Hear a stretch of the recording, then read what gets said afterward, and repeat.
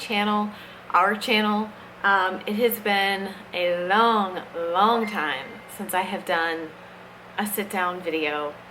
I'm gonna just apologize right now for the kind of random sitting in my living room, not using my big camera that I normally film my sit-down videos with and all of that.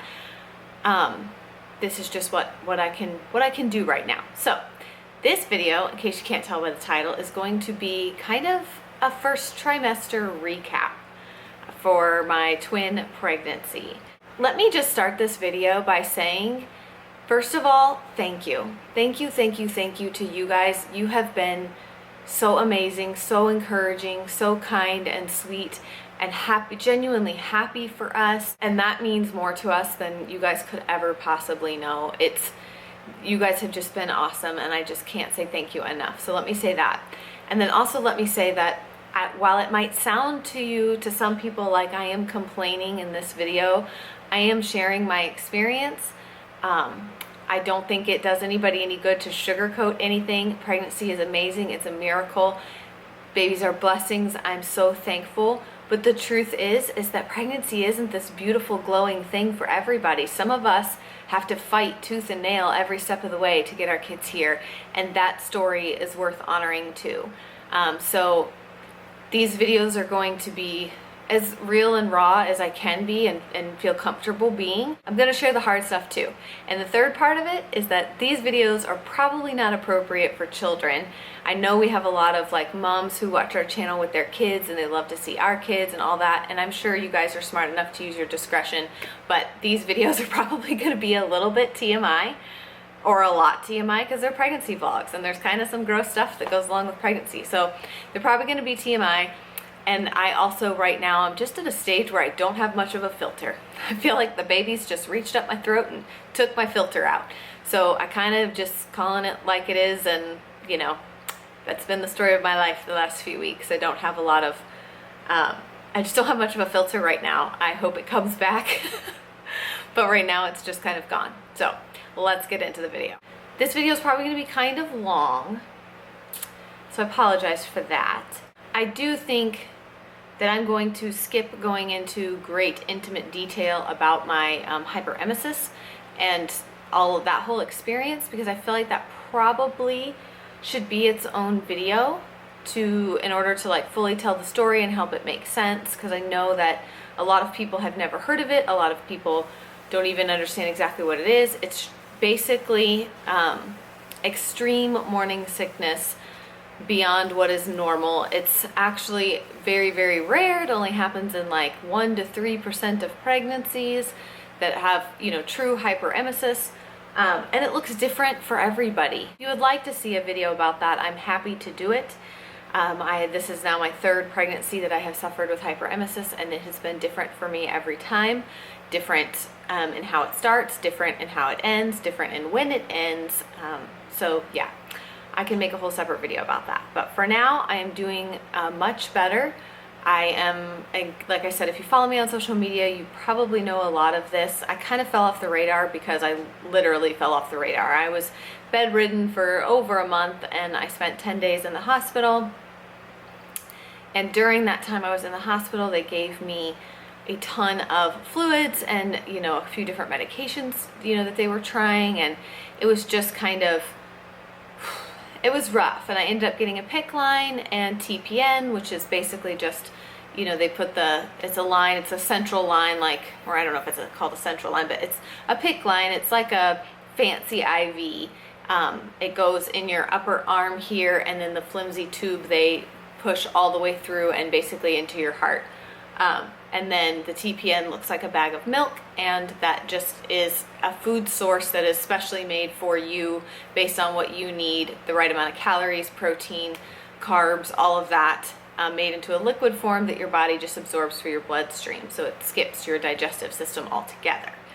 So that is what I was on in order to sustain me, and it was just rough, you know, it was just rough. I could talk about that whole experience for a long time, and I don't want this entire video to be about that. That's kind of the reason why there haven't been a lot of videos, and why you haven't seen me in a lot of videos, is I have just been trying to recover. This is actually I finally starting to feel like myself again. When I was in the hospital, between the medications and the fluids and everything that they had me on, my body kind of flipped out, and I ended up retaining about 40 pounds of fluid in my body.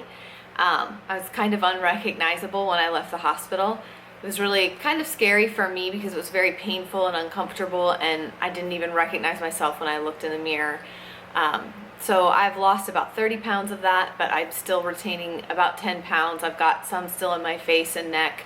It's mostly in my upper body and my arms, and it's causing me some nerve pain. Because of the fluid, I kind of have like pregnancy-induced carpal tunnel, so I get like nerve pains up my arms.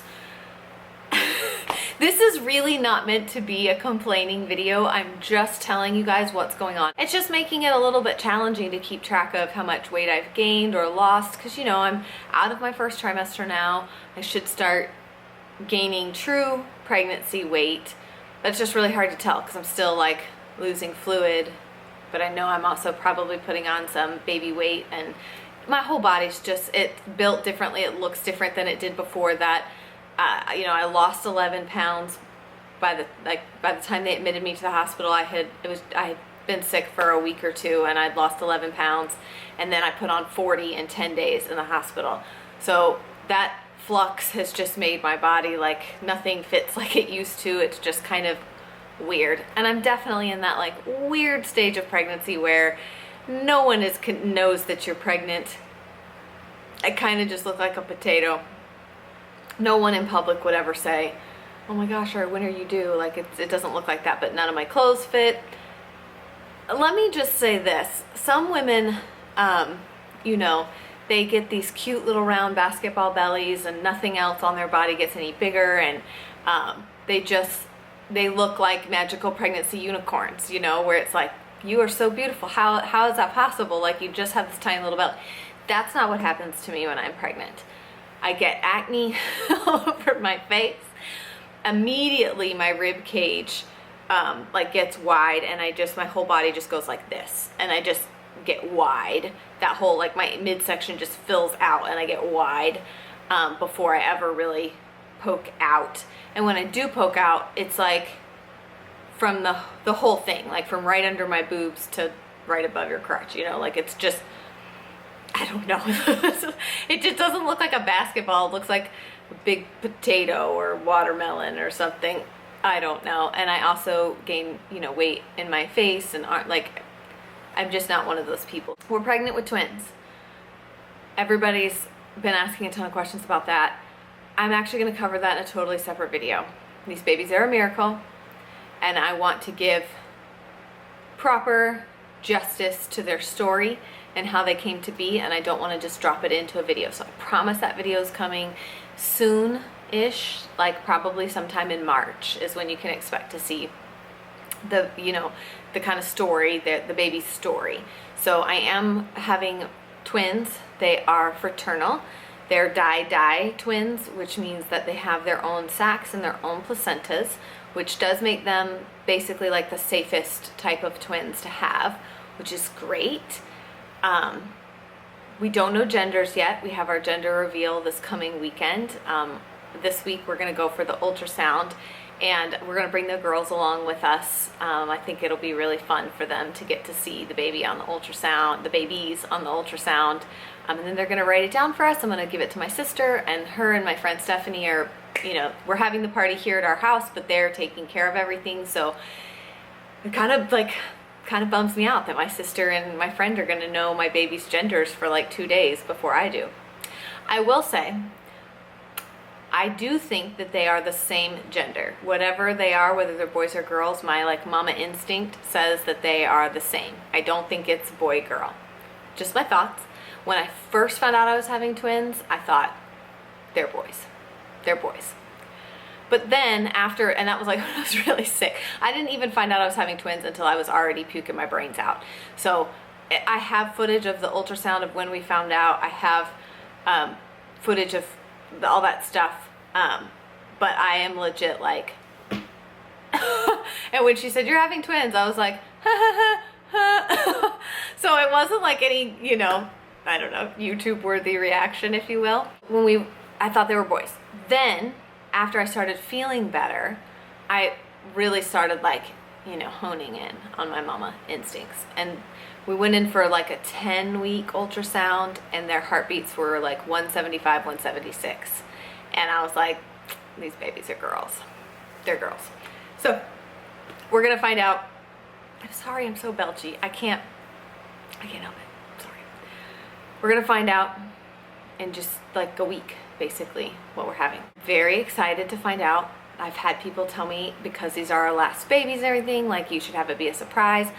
I have nothing. I have no baby things, nothing. Jonah's 3 years old and we didn't think we were having any more babies at the time, so we got rid of his stuff. And not got rid of, like my sister, you know, and I kind of like trade off having kids basically. So I've given her a lot of, you know, his stuff I passed along. So we don't have baby stuff anymore. And the crib that we had was a hand-me-down from 15 years ago to Noah, and then it went to Jonah, and between the two of them they broke it. So we're starting over. We are starting over with everything. And whew, so not finding out genders, I just can't. I need to buy, if I'm having to buy 2 of a lot of things and double the amount of things, I need to know what we're having. And plus, I'm such an impatient cow, like impatient cow moo. I could not. It drove me crazy when my sister had a surprise baby. I was like angry at her for weeks. How could you do this to me? It's not even my kid. But I was like, how could you do this to me? I need to know what the baby is. I just feel like there's so much to cover and I'm forgetting stuff. Like, you know, you guys know my mother-in-law is here. She has been an absolute angel, friends and family, everyone coming to help us and stuff. But my mother-in-law has been here taking care of my kids, doing dishes, cooking dinners, just an angel, just an absolute angel. And she's been here since like the beginning of January. She goes home. I just bought her ticket today for her to go home. She's gonna go home right after my husband's birthday. So she's gonna go home in like early to mid-March is when she goes home. And I'm just hoping by then my nausea is gone enough that I can, like right now I can't cook. I can't stand in the kitchen. I can't smell food cooking. I can't. And that doesn't work when you have to feed 7 people. You can't not cook. So we're still figuring stuff like that out. Right now I feel like I kind of just have regular morning sickness. You know, I'm out of the first trimester, but I'm still really nauseous, really tired, big food aversions, smell aversions, can only eat a couple of things. I'm hoping that in the next couple of weeks, I feel like with twins, I hear most people say it takes 16 to 18 weeks before they really felt better. So I'm hoping that will be the case for me. I'd like a reprieve because I know the 3rd trimester is probably going to be kind of difficult too. So I have no delusions of grandeur. This is a twin pregnancy. It's going to be rough, probably from start to finish. So just trying to kind of emotionally and physically and mentally get my head around that. As far as, I promise in future pregnancy vlogs, there's going to be a method. I'm going to, you know, give you guys a little introduction. I'm going to talk about my symptoms. I'm going to talk about, you know, where the babies are at that gestational age. And then I'll show you guys like baby buys and stuff like that. There will be a method to my madness. This is just like, I have so much information to spew at you that that's just what we're doing today. This is super casual. Like, I'm just talking to you about everything that's going on. The subsequent videos will be better and will make more sense. As far as symptoms go, I have had really bad heartburn. It's gotten better and then worse again, which is kind of odd. In the first trimester, I didn't have heartburn with either one of my pregnancies this early. So I don't know if that's a twin thing or, you know, what it is, but I've definitely had heartburn. Let's see, I've had really dry skin, but greasy hair. Y'all know I pride myself on only washing my hair like every 3 or 4 days. That is not the case right now. Like, I wash my hair and the next day it feels greasy, which is really weird because the rest of my body is like so dry that it's like sloughing skin off. I put like oil on my body every day, which also reminds me that I saw a horrifying picture on Instagram of a woman pregnant with twins, and her belly was like so huge. She looked like she was having 6 babies, and it was just like stretch marks from the tip all the way up to her rib cage. It looked so painful. Not like, oh, she has stretch marks. Like, it looked like it hurt, and it really scared me. I sent the picture to my, like, in my group text with my girlfriends, and I was like, oh my gosh, someone please talk me off the ledge. I'm terrified. Because I didn't get big pregnant with either one of my girls. Like I said, with the way that I kind of carry high and inside.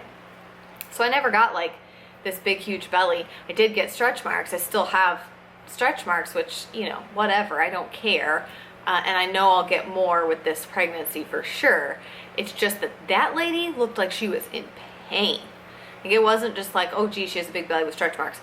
It looked like a torpedo was just like gonna right out the end of her belly button. So I've been having nightmares now about being so big that I can't touch the end of my belly, and that my husband had to put a pool in the backyard so I could float, because otherwise I would just tip over. The pregnancy dreams, that's another symptom. Dear Lord, they range everywhere. So I said this isn't kid friendly.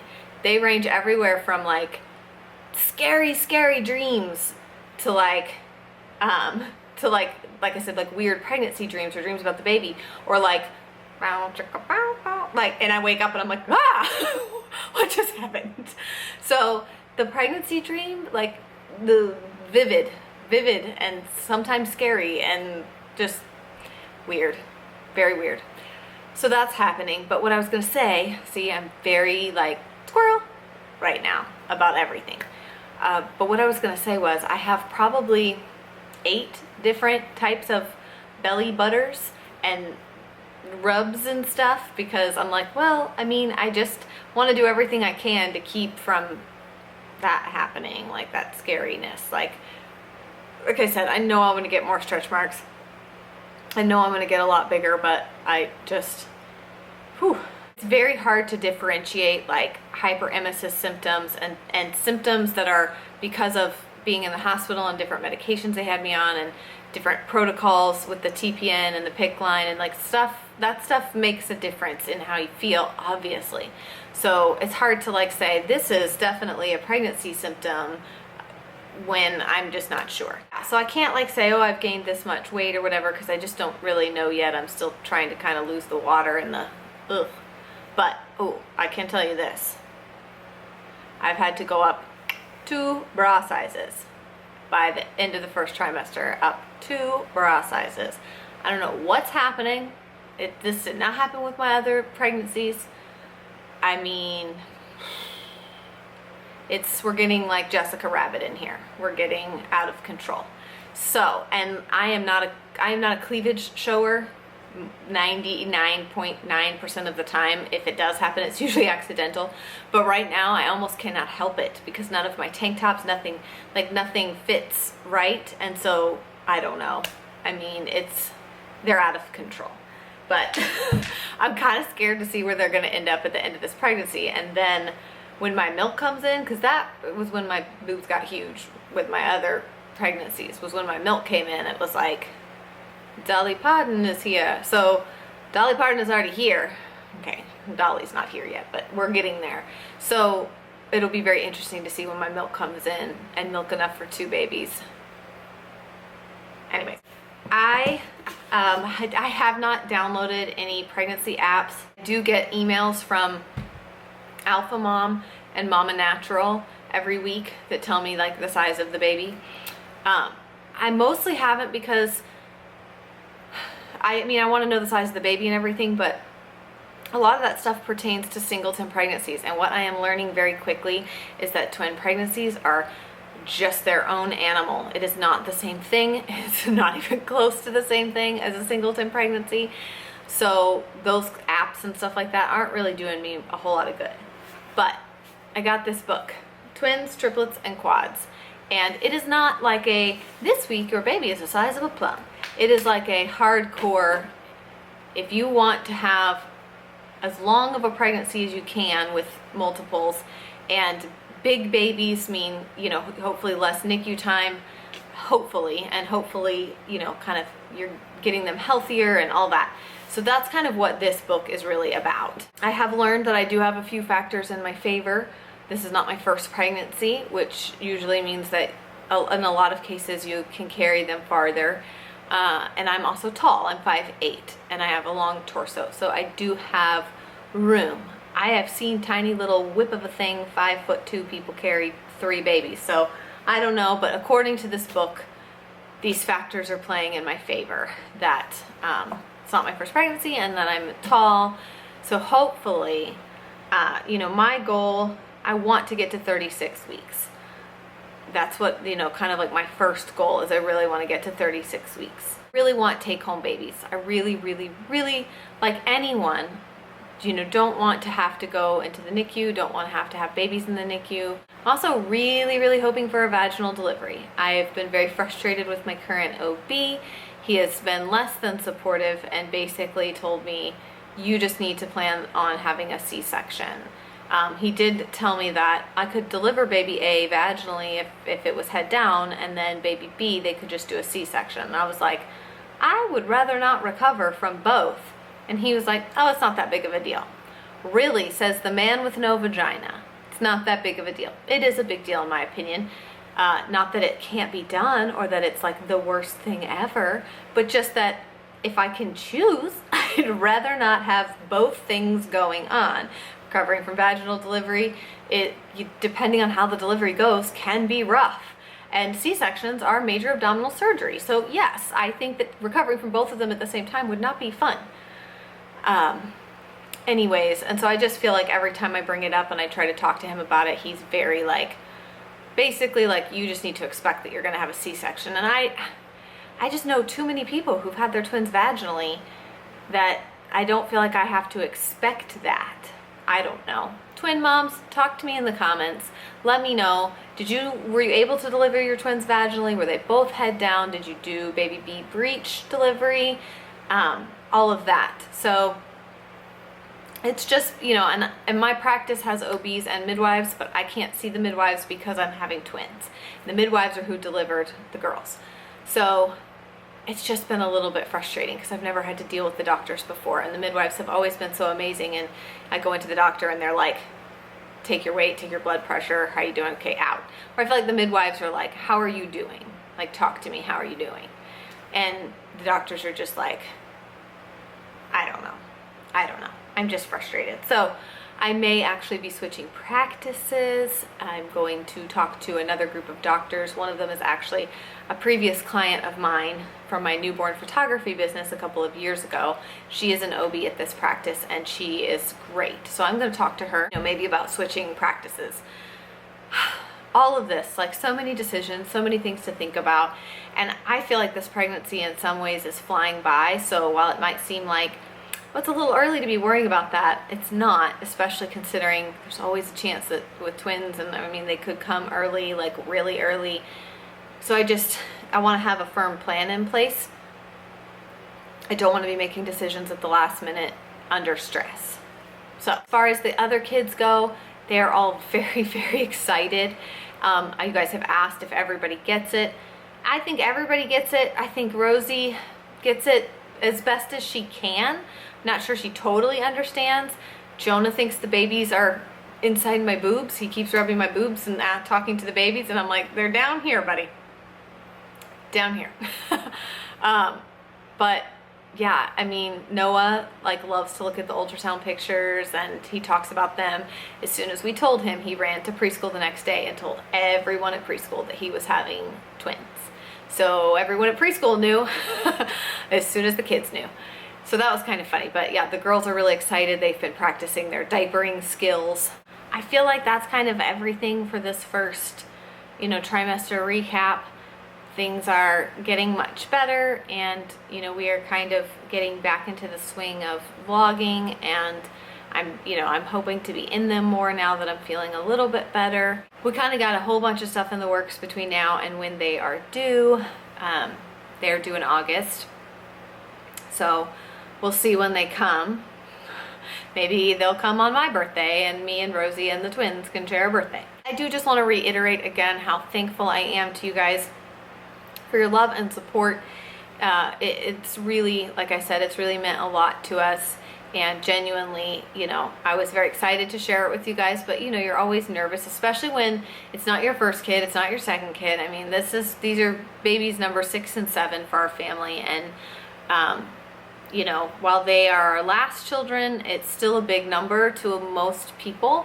And so sometimes people can be mean, and you know, that's fine, but I just appreciate you guys. I really, really do. You guys have just, I feel like, always been so supportive. Our comment section is 99.9% positive, and I can't thank you guys enough for that. It really does mean so much to us. So that is it for this pregnancy vlog. I don't even know if I can show you guys like a proper belly shot, because there just isn't, I'm wearing like this thing, there just isn't much really to see right now. It's just kind of, I told you, I just look paunchy. Like I just fill out through here and I just fill out through my midsection. So yeah, thank you guys so much for watching. Thank you guys for being so supportive and awesome. I have lots of fun videos coming, some gender stuff coming, and you know, the gender reveal and everything. So thank you guys, and I will see you again soon. Bye.